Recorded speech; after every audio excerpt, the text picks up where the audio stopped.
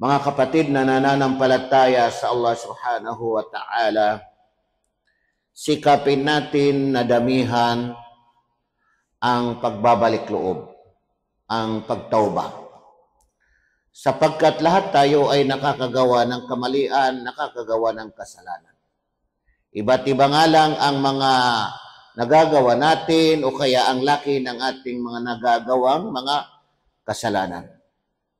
Kinakailangan natin laging magtauba sa Allah subhanahu wa ta'ala dahil ang Allah subhanahu wa ta'ala ay laging nagpapatawad sa kanyang mga alipin kapag ka naghingi ng kapatawaran, kapag ka nagtauba ang kanyang alipin.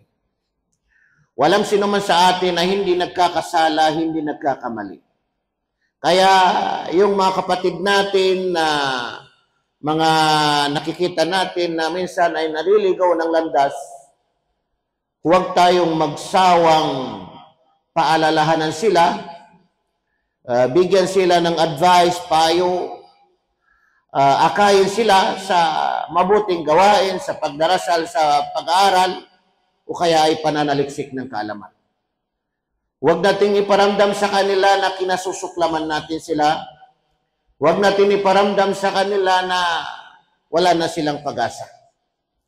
Lagi natin iparamdam sa ating mga kapatid na ang Allah ay laging nagpapatawad. Habang tayo ay nabubuhay dito sa mundo, ay mayroon tayong pag-asa. Patatawarin ng Allah subhanahu wa ta'ala ang ating mga kasalanan. Kahit gaano pa ito kalaking mga kasalanan. Kahit na yung tao mismo na gumawa ng kasalanan, na gumawa ng mortal na kasalanan, kung magbalik loob sa Allah, patatawarin ng Allah subhanahu wa ta'ala.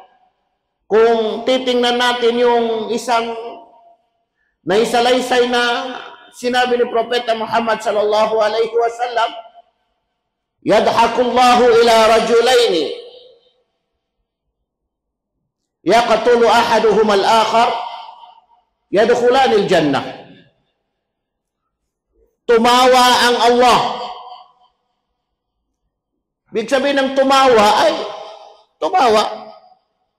Pero huwag kailanman na pumasok sa ating isipan na katulad ng pagtawa natin o pagtawa ng kanyang mga nilikha.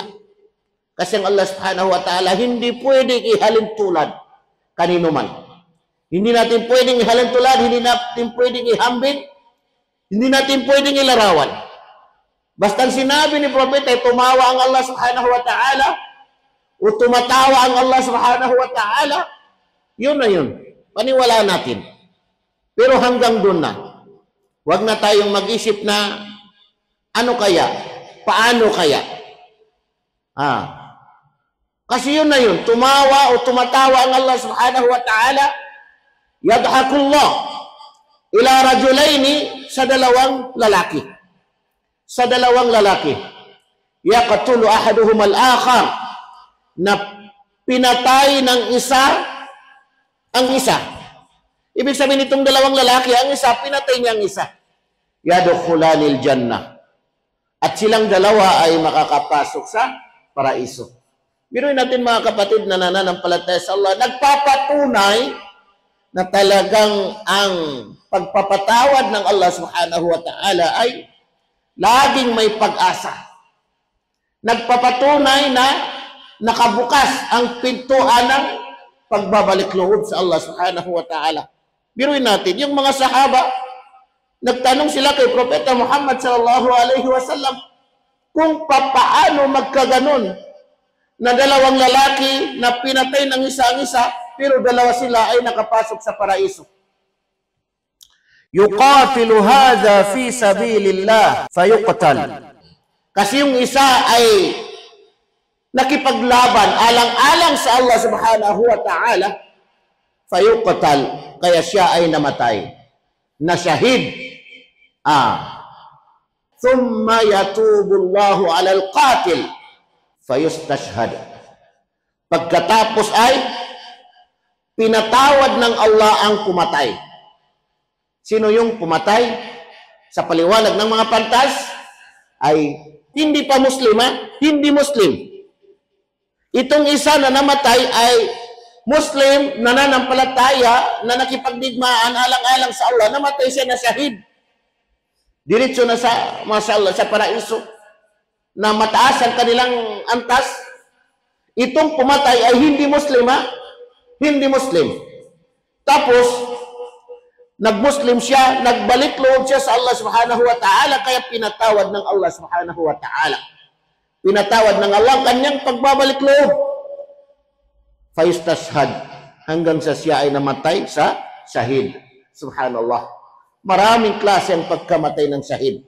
Pero biruin natin, yung mortal na magkalaban, hindi lamang normal ang pagkamatay ng hindi Muslim na pumatay sa isang Muslim, kundi namatay pa siya sa shahid. Nag-Muslim siya, nagbalik loob sa Allah, pinatawad ng Allah, tinanggap ng Allah ang kanyang pagbabalik loob, doon pa namatay sa shahid. Kaya magkasama sila doon sa kabilang buhay. Mataas ang kanilang antas dalawa.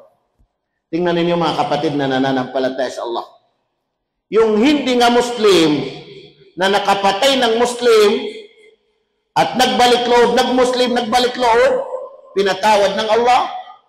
Isipin natin mga kapatid na nananampalataya sa Allah, na tayong mga Muslim na gumawa ng kasalanan ay lagi tayong pinapatawad ng Allah subhanahu wa ta'ala habang tayo ay nabubuhay dito sa mundo. Kaya si Propeta Muhammad sallallahu alaihi wasallam laging nagbabalik loob sa Allah subhanahu wa ta'ala, na sinabi niya, "Ya ayuhan nas, usang katauhan, tubu ilallah." Usang katauhan, tubu ilallah. Magbalik loob kayo sa Allah. Magbalik loob kayo sa Allah. Fa inni atubu fil yawmi ilayhi mi'ata marrah. Sapagkat katotohanan na ako, sabi ni Propeta Muhammad sallallahu alaihi wasallam, sa loob ng isang araw ay ako ay nagbabalik loob sa Allah. Nagtatauba ako sa Allah ng 100 times. 100 times. Na nagsasabi na, "Ya Allah, ako ay nagbabalik loob sa iyo." Sa ibang hadith ay more than 70 times na paghihingi niya ng kapatawaran at pagbabalik loob. Dito sa hadith na ito na nabanggit natin, 100 times sa loob ng isang araw na siya ay nagbabalik loob sa Allah subhanahu wa ta'ala. Isipin natin ang ating mga sarili. Tayo ba ay laging nagbabalik loob sa Allah subhanahu wa ta'ala o hindi tayo nagbabalik loob sa Allah? Parang wala lang eh. Hindi tayo nilikha ng Allah na parang naglalaro lang tayo dito. Para pumunta lang sa trabaho, para kumain, para uminom, para mag-asawa. Hindi. Kasi lagi nating alalahanin na nilikha tayo ng Allah subhanahu wa ta'ala na laging may purpose. Laging may purpose. Ang pinaka dahilan ng paglikha sa atin ng Allah, pinaka-purpose ng paglikha sa atin ng Allah ay upang sambahin natin ang Allah subhanahu wa ta'ala. Alam natin lahat ang dahilan ng paglikha sa atin ng Allah subhanahu wa ta'ala. Ngayon, yung pamumuhay natin sa mundo, dapat ay gawin natin na mayroon tayong pakinabang sa ating kapwa. Ang Allah subhanahu wa ta'ala ay kabilang sa kanyang pangalan ay At-Tawwab. Ibig sabihin ng At-Tawwab ay napakaraming pagtanggap sa mga tao na nagbabalik loob sa Allah. Tinatanggap ng Allah subhanahu wa ta'ala ng marami ang kanyang alipin na nagbabalik sa kanya o kaya ay nagtatawba sa kanya. Nagtawba ka ngayon, nagbalik loob ka sa ngayon, nagsisi ka na sa ngayon, pero mamaya-maya bumabalik-balik ka naman. Pero hanggat ikaw ay nabubuhay, ay ang Allah subhanahu wa ta'ala ay kabilang sa kanyang pangalan, min asma'ihil husna, At-Tawwab. Laging tumatanggap ng pagbabalik loob. Hindi natin may kukumpara mga kapatid. Sa ating mga sarili, tingnan natin ang ating mga sarili. Pag nagkasala sa atin ng isang tao, bigyan natin ng chance. Susunod naman, magkasala pa rin, paulit-ulit, bigyan pa rin natin ng chance. Pero ilan lang. Kasi ang iba, hindi na talaga binibigyan. Wala ng chance. Akala mo kung sino na talaga na hindi na nagbibigay ng Kahit ngayong kapwa mo na walang kasalanan, hindi mo binibigyan ng pagkakataon. Ayun pa kaya yung may kasalanan sa iyo? Dapat lagi tayong nagbibigay ng pagkakataon. Lagi natin binubuksan ng pintuan para sa isa't isa, mga kapatid na nananampalataya sa Allah subhanahu wa ta'ala. Tanging minamahal ng Allah subhanahu wa ta'ala ang taong laging naghihingi ng kapatawaran o kaya nagtatawba. Inna Allah yuhibbut tawwabin. Katotohanan ng Allah subhanahu wa ta'ala ay minamahal niya yung mga taong nagbabalik loob sa Kanya. Laging nagbabalik loob sa Allah subhanahu wa ta'ala. Ang ating pagbabalik loob sa Allah, ang tawba, mga kapatid, ang ating pagbabalik loob sa Allah ay iwasan natin. Tarku dhunub, iiwan ang mga kasalanan. Pero paano mo maiiwasan? Paano mo maiwan yung mga kasalanan kung hindi mo alam? Paano mo maiwasan? Paano ka magbabalik loob sa Allah na hindi mo alam yung mga kasalanan mo? Kinakailangan yung alamin mo yung kasalanan mo. Lagi kang naghihingi sa Allah na, ya Allah, patawarin mo ako, ya Allah, nagbabalik loob ako sa iyo, pero patuloy pa rin yung ginagawa mo ng mga kasalanan. Patuloy pa rin yung transaksyon mo, yung kinakain mo ay galing sa riba. Lahat-lahat yung pamumuhay mo galing sa haram. Pero lagi kang nagsasabi na, ya Allah, patawarin mo ako, minsan nagsasala ka, umiiyak ka na, pero yung business mo ay riba. Na, may tubo. Isasabi mo, hindi man ako nagpapautang na may tubo. Pero yung mga transaksyon mo, hindi mo alam na yun, pumapasok yung sa riba. Ang dami-daming mga pumapasok sa riba. Hindi lang naman yung pagpapautang na may tubo kaya may interest. Lagi kang naghihingi ng kapatawaran, lagi kang nagtatawba sa Allah, pero hindi mo alam yung mga kasalanan mo na paulit-ulit mo rin na ginagawa yung mga kasalanan mo. Dahil dito, ay sabi ng mga pantas, obligado na ikaw ay mag-aral para malaman mo. Kasi hindi maganda yung naghihingi ka ng kapatawaran, naghihingi ka ng tauba, pero tuloy-tuloy pa rin itong mga kasalanan mo. Paulit-ulit. Kasi ang kaalaman, mga kapatid, napaka-importante yan para sa ating lahat. Bukod sa matututo ka ng tamang katuruan sa pananampalatayang Islam, ay matutunan mo pa kung ano yung mga kasalanan na dapat mong iwasan. Yung mga kasalanan na dapat mong iwasan.